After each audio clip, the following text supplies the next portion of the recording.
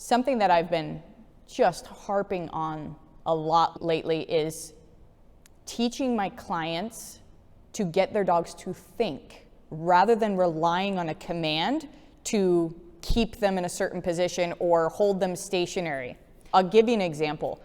Something that I see a lot of people use, I've even recommended it in the past and I really don't anymore, is telling your dog to lie down or to go to their crate or to go onto their place bed when the doorbell rings or when guests come over, etc.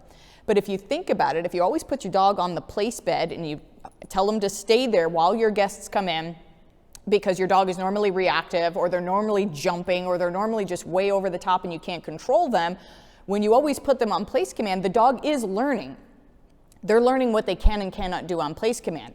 But the problem that you're running into is that the moment that you release them, the dog is back to going bonkers because they don't know how to appropriately react to your guests. They don't know how to appropriately react to the front doorway. They don't know how to react to the doorbell correctly. And so we have a dog who understands how to hold place, but we don't have a dog that understands how to interact with your guests, how to be around your children, how to be around the doorbell, how to be around the windows and doors, etc., how to take direction in any of those situations. So I'm a much bigger fan of, rather than utilizing a command to control your dog or subdue your dog, to take your dog with you into the situations. So I have a dog here in board and train right now.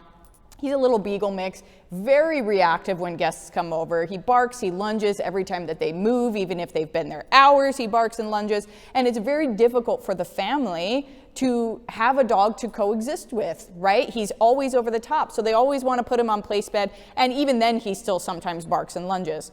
So what I've been working with this dog is I've been keeping him on leash, and when the doorbell rings, he answers the door with me. I teach him exactly what to do when that doorway's open. He takes the coats from the guests with me. I teach him exactly what to do utilizing my leash. He sits on the couch and converses with my guests with me. He knows exactly what to do. I'm utilizing my leash to tell him to go left or right, to do this, to not to do this, right? I can even utilize food. I can use my marker words, etc., where I can coach the dog on exactly what to do when people are on the couch, exactly what to do when people hand me their coats, exactly what to do when people enter my front door. And I can start teaching my dog how to think through those situations rather than relying on a command to subdue them and then dealing with an over-the-top dog once I've released them.